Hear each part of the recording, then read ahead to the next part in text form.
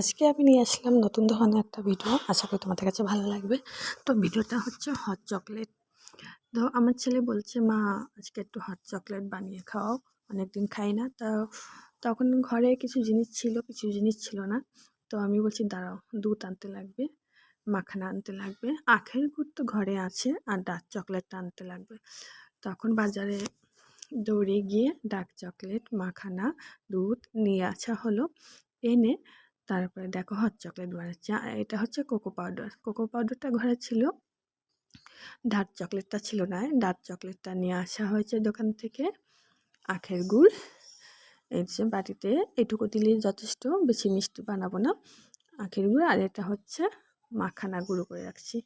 আর এখানে বাটিতে দুধ বসিয়ে দিয়েছি, যা দুধ আছে 3 গ্লাস হট চকলেট হবে। তো দুধ তো বসানো, দুধ গরম হয়ে গেছে, আমি মাখানাটা দিয়ে দিলাম। মাখানাটা কী করেছি, একটু দুধ দিয়ে মিহি করে নিয়েছি।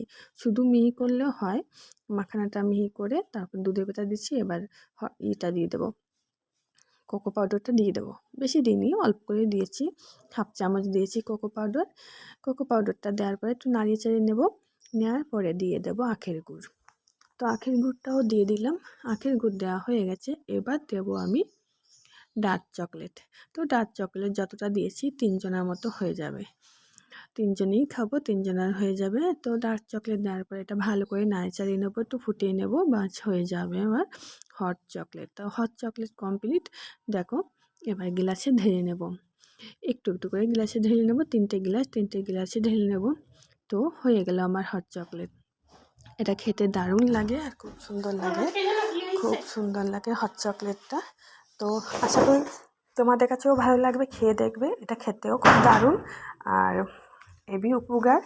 আর সন্ধ্যের সময় খেলে না পেটটা ভরে থাকে, সবথেকে ভালো সকালে খেলে আরও ভালো।